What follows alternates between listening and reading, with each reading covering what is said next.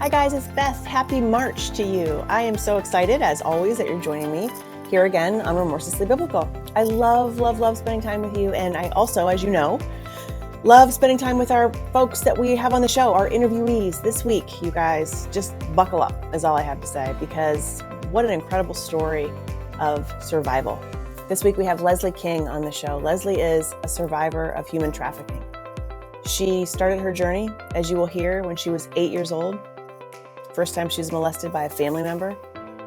And through her teens, she was introduced, she says mentally first those who are abusing you start with your mind, and she said, and the body follows. And it's just this incredible story that you will soon hear of what Leslie endured, how she came through it, how her mother, her rock, was there for her, and just what she does today, which is, as the founder of an organization called Sacred Beginnings, she gives back to women also enduring the very similar life situation as she went through so many years ago. So you guys, thank you as always for being here. And would you please do me the honor of welcoming Leslie King to the show?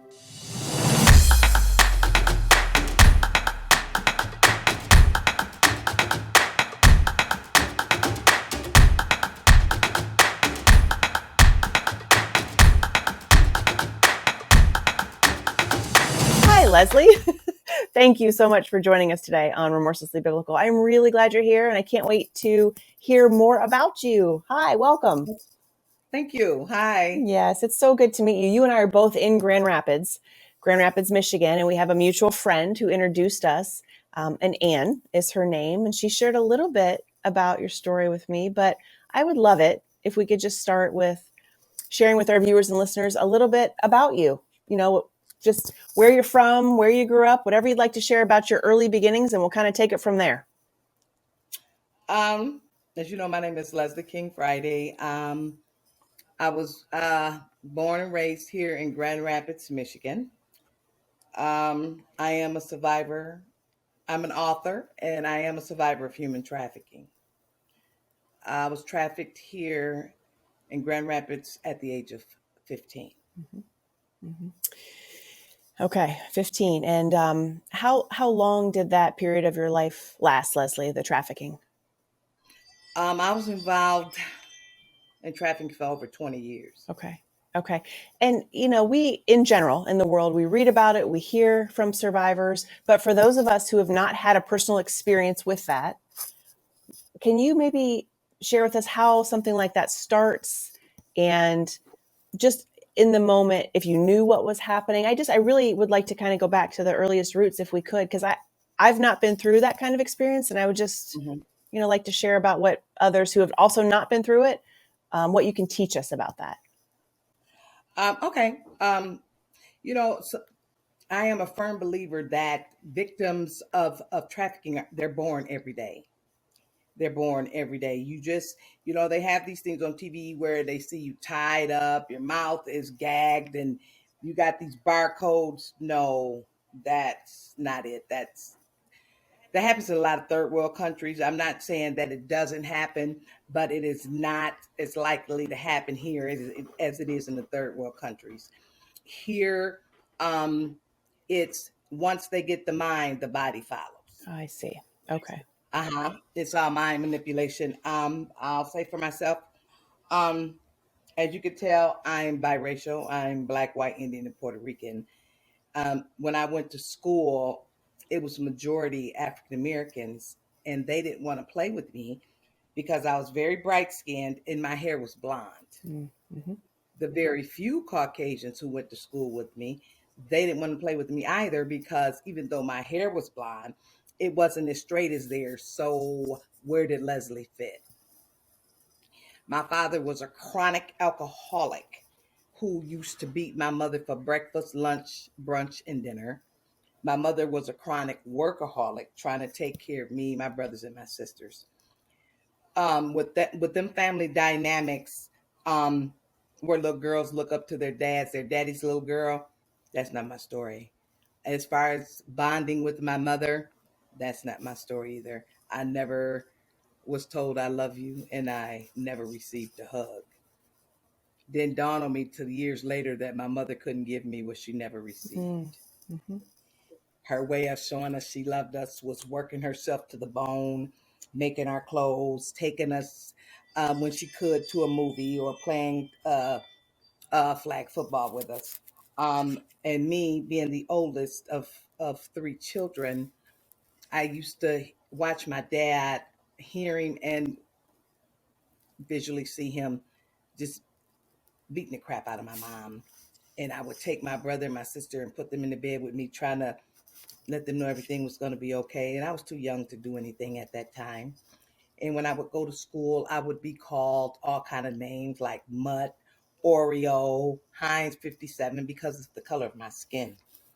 Um, and I would get bullied a lot because of the color of my skin. And I used to wonder, why me? Why was my family not like the Partridge Family or the Brady Bunch? Why was I so different? The color of my skin, why wasn't it like everyone else's? I was always on the outside looking in and, wondering why. And by me being bullied in school, I would get lost into reading books. I would read a lot of books and I would just get lost in the book. I would become every character in the book. That way I can drown out mentally and emotionally what was going on with me. Um, and then my cousin moved in. He was a lot older than I was. And he would take me and my brother and sister to the store. There was some form of, communicate, some form of human contact. And he would take us to the store, buy us candy. And I had made, in the attic, I made a dollhouse where I would go and just escape again into another world with my little dolls. And he would come up there and play dolls with me. And he did that to gain my trust, only to start molesting me. But while he's molesting me, he would tell me, if you say anything to anyone, your mother, your father's going to kill your mother. Wow. I was only 8. There was no way, I was going to, I get in this protect mode where I have to protect my mom and my sister and my brother. So every time in my head, my cousin became the boogeyman. So every time the boogeyman would show up, I would hide my brother and hide my sister in a closet and put clothes all over it. And I would tell them, shh, if you say anything, the boogeyman is going to get you. I would have to tell them that to scare them so they wouldn't come out. Mm-hmm. And I would go in the attic and he would molest me again. And this went on for a while. And one day I was in the bathroom trying to clean his blood up, and my dad came in, and he didn't see me at first. And finally, my dad looked, and when he looked, he seen me. My eyes got big as 50-cent pieces. I'm like, he's finna kill my mom. That's the only thing I could think. Um, my dad seen what I was doing, trying to clean that blood up. He dropped his crutches. He hit them steps 3, 4 at a time. I heard a whole bunch of arguing, and I heard a gunshot go off. My cousin ran down the stairs, and I didn't see him anymore until years later, at my dad's funeral. But in between that time, my dad had went to prison for killing a man over another woman. My mother was left taking care of me and my brother and my sister, um, but I still had that secret. And then I started having um, all these feelings and emotions that I really didn't know what to do with. I was becoming angry. I was becoming resentful. I got daddy issues, mommy issues, abandonment, rejection. I mean, a plethora of issues that I didn't even know. Um, so as I'm steady growing physically, I'm still mentally at that first sign of trauma, at the very first trauma. Um, so I'm starting to get promiscuous because I have this daddy issue. I'm looking for someone to love And me. this was when you were in your Um, early 20s, Leslie, or how old were you at this point in your life? nope, I was in my Okay. teens at this time, Okay. just in my teens, where I'm looking for love in all the wrong places by becoming promiscuous. Mm-hmm. Um, and then I got pregnant, and it's like not understanding that this is a baby. This is not a doll. Right. I wanted something to love me, so I'm thinking it's like a doll, but no, it wasn't. as a little human being, which my mother um, was taking care of my son. I'm running away from home. I'm not knowing where I'm running to, what I'm running from. I just have to run. And I was angry at everything. One day I was walking down the street, the guy pulled up and asked me why I was crying. And I can't remember why I was crying, but I remember him, why are you crying? And he was like, come on, let me take you to lunch. You shouldn't be out here by yourself. I get in the car and I didn't feel there was no alarms going Mm-hmm. off in my head. So he takes me to eat and he's asking me all these questions and I'm answering the questions and I'm crying. And he said he asked my mom, my son, just my whole life story. He dropped me off and every day he would come pick me up. And then he started taking me, buying me clothes, telling me how much he loved me and I didn't have to worry, would nobody hurt me. What he really did was took all my insecurities and lack thereof and he twisted it to the point where I start being rebellious even more against my mom and blaming her. Yeah. And that's what I mean by once they get the mind, the body follows. Um, One day after the bar closed, we went to his friend's house like we usually do, drinking and laughing. This time was different. When I came to, his friend was on top of me having sex with me any way he wanted. The guy that I loved and who was supposed to be my protector, no one was going to hurt me. He looked at me like dirt under his shoe. And the exact was, bitch, get my money. Mm. I was only 15. Mm. I just started crying. I wanted my mom. Did you tell her at any point, Leslie? Like, at what point did you tell your mom any of this had gone on? I didn't tell my mother. My mother didn't find out until I got my life together over 21 years ago. Oh, wow. Wow. So you kept this secret and the trauma just within you. Right. Mm-hmm. And the thing of it was um when he told me to get his money, when it was over, he grabbed my hair, put me in a car, took me to a house where there were other women in the house, which other women is called a stable. They gave me a Valium and something to drink and told me then if I tell the police, he was gonna kill my mother, my son, my brother, and my sister. And they was gonna cut me up and bury my body parts all across the state of Michigan. At 15 years old, I turned my first trick. I was in the life for over 20 years. Um, I had a baby by my pimp. Um, I was with him for a while, long time. Then when he finally went to prison uh, for a gun charge, I was able to get free of him, but I still wasn't free. I continued into the life of prostitution. And a lot of people was, what? Why didn't you stop? And why? How can I do something different if I don't know how? Mm-hmm. So my life went on like that for a little over 20 years. July 4th of 2000, I was just sick and tired of being sick and tired. There was no God to me because if there was, why me? Um, I tried to commit suicide. And I remember as I was dying, I remember just crying and bawling. And I'm like, if there's a God in heaven, if you real, please, man, help me. It's hard for me to describe to people what I felt, but it was like that hug that I never got Mm. from my mom or dad. I felt that. Yeah. You felt I love. felt that. You felt love. I did. I felt it. And I called my mom, and they hadn't heard from me in years. My mom came and got me, took me to her house so I could eat, um, shower, and went to sleep. And when I woke up, I called rehab and I put myself into a rehab. Wow. So you had been living, and I heard you call it a stable. You said your mom hadn't seen you in years. Where were you living during that time? In that house? I, well, I I lived in the house. I lived in the stable for a while. Okay. When I got away from him, I had my own place, and then I got hooked on the drugs, so I didn't have to think and I didn't have to feel. So I was homeless. I mean, I was just a hot mess. Mm-hmm. Mm-hmm. Yeah. And during that time, Is that when you turned to God? So during that time, you had not called out to God yet. You were just sort of living in this messy situation. And then when you got tired, you said you tried to take your life. And that's when Mm-hmm. you called out to God. Right, Yeah. because to me there was no God when I was young. They say God protects the little children. Well, God didn't protect Leslie.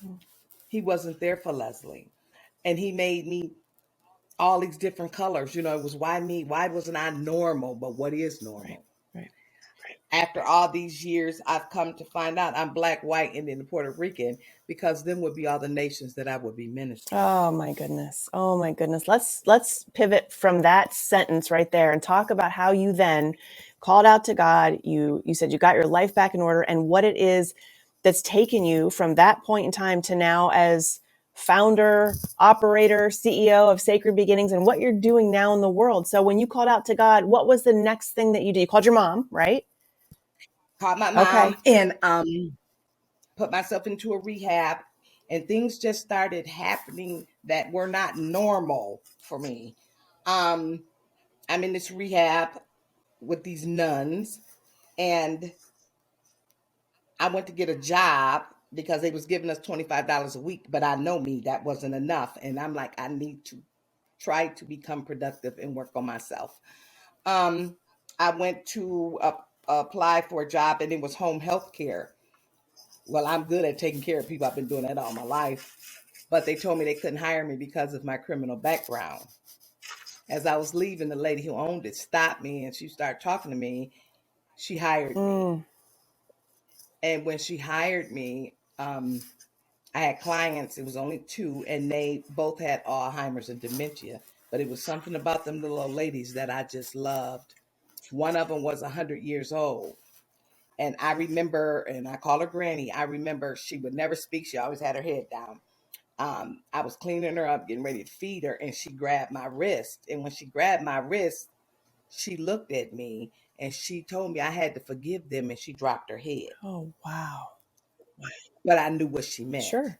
I knew I had to forgive my pimp, my dad, and my cousin. How do you do that? I was going to How do you do ask that in you. the midst?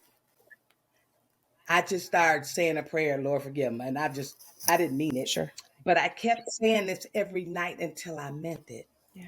And I can't tell you when I stopped saying that prayer, but I had forgiven them and I had set myself free. How I had to forgive in order to get free. Sure. How long do you think? I know you said at first you just said the words. You just said the words, but your feelings certainly didn't follow those words. How long do you think it took until you actually felt that you truly forgave them? It took a while. I know it Yeah, did. sure. I think it was over a year. Okay. It was over a year. Okay. I don't know if you can see this, but I was going to put my before and after picture. Can you go Lord towards have there? Where's your mercy. kid? There we go. Oh my goodness, Uh, Leslie. Yes, I can see. That doesn't even look like you. Let me see if I can cut the phone off. There you go. Yes, I That's my before and after. Yep. Wow. What a transformation.